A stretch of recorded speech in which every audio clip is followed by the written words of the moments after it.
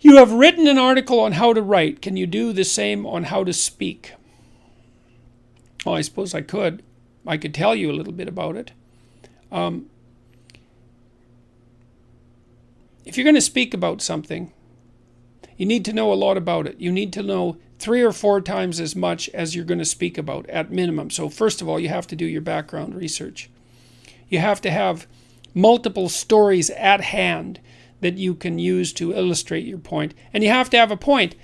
You have to organize what you're talking about around a problem. So before I go on stage to speak on my tour, I always sit for half an hour, some of which involves usually about 5 minutes of anxiety.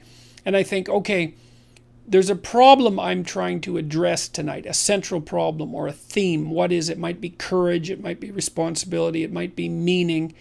I think, and that serves as an organizing principle. So that would be the point. And then basically I organize, say, a dozen stories around that, and I can kind of arrange them in it as a journey, and it's a journey that circles the main point. And so I'm trying to explore it, to say what I think about courage, let's say, but to take what I'm thinking farther than I've taken it already. And so that I can plot out, little 5-minute stories that I have that are associated with courage. And then I can talk to the audience. And I would say, talk about what you know. Use your personal experience, because that's something that you're actually a master of. You can bring in other material, but it has to be tied to the real world through your own experience. Otherwise, it's not real. It's also very good to speak directly to the audience, to the individuals in the audience, because I'm always looking at a single person, one after another, and focusing on them and talking to them just like you'd have a conversation with someone. And that way I can see if they're following along. And I'm always listening to the audience.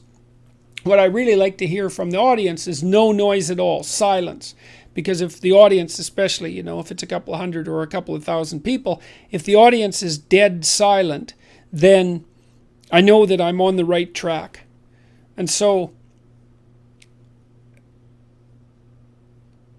and the other thing I would say is, you're telling stories, so every fact that you relate, or every set of facts, has to be tied to a story. There has to be a meaningful output, which is something like, why is it important to your life that you know this fact? How is it related to how you're going to conduct yourself moving forward, or how you're going to see the world? So, because that's kind of the essence of meaning. How does this fact change the way you perceive the world or act in the world? That's the meaning of the fact. And facts without meaning are dull. So you need to know that. You need to tell the truth. That's for sure. And I mean, for me, my talks are really, they're an attempt to explore a set of ideas in the most truthful way that I can manage. And that's also an adventure, because letting yourself speak freely about a topic, you don't always know where it's going to go. And so, but that also hooks in the audience, because they're along for the ride, right? And there's a risk. The risk is you might forget where you are, you might lose the thread, you might say something you regret, you might get confused. And the talk should be a process of exploration, like a journey that you're taking the audience along on. It's the same when you're reading a novel. Like, a great novel isn't exactly plotted out from beginning to end to begin with. The author is taking himself or herself and you on an intellectual adventure through the character development, and the characters have to be allowed to live and to express themselves, and the novel needs to unfold. It's like a colloquy between the conscious mind and the unconscious source of inspiration, and the novel is actually a journey through a characterological landscape, and the author shouldn't know where he or she's going to end up at the beginning. Same with an artist and who's writing a song or a piece of music or a piece of visual art. There has to be play and exploration along the way. And so you also don't want to deliver an over-prepared talk, in my estimation, or at least that's not how I do it. You want to have a theme, you want to have a body of knowledge from which you can draw on, and then you want to be actively exploring the idea in front of the audience. And that's very gripping for everyone, including you. And you should learn something from the talk. It's an opportunity to think on your feet. And anyways, that's my style of lecturing.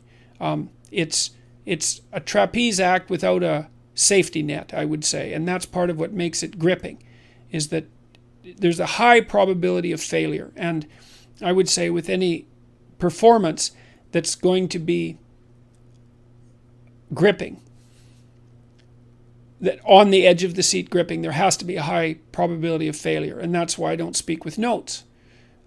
If you speak with notes, which you might have to if you're a beginning speaker, then you cannot fail because you can always read the notes. And so there's a net. You'll fall in the net, but you won't die. But you'll never do anything spectacular. So that's the thing, is if you're going to do something spectacular, you have to take the risk. And if you're going to take the risk, you have to think on your feet.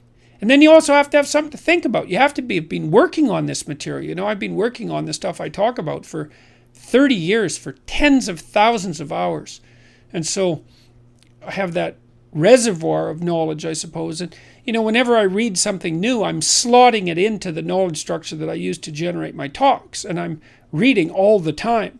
And lots of the things I read, I forget. They're not relevant to my central mission, whatever that happens to be. It looks something like the delineation of the relationship between responsibility and meaning, and maybe responsibility, meaning, and perception. It's something like that. And so I have a central concern, or deeper than that in some sense.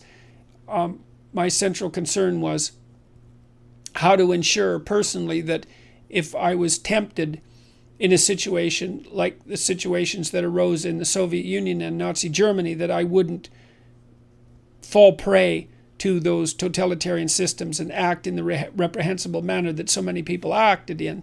That's really been a driving concern of mine. And that bleeds over into the relationship between meaning and responsibility and perception. So there's a core set of problems that I'm working on, and every talk is an attempt to further develop those. So you also have to have a problem, you know.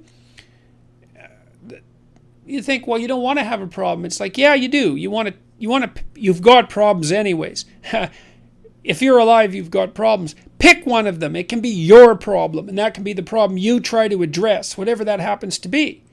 And then you have something to talk about. How am I going to address this problem? How can this problem be addressed? So you need to have a problem too if you're going to talk, just like you need to have a problem if you're going to write, because the writing is an attempt to solve the problem, and so is the talking. If you're not trying to solve a problem, what the hell are you doing talking? Why should anyone care? It's got to be a real problem too, like a nail biter of a problem, a dragon of a problem. And if it's a problem that everyone else shares, so much the better. So, and then you grapple with it. So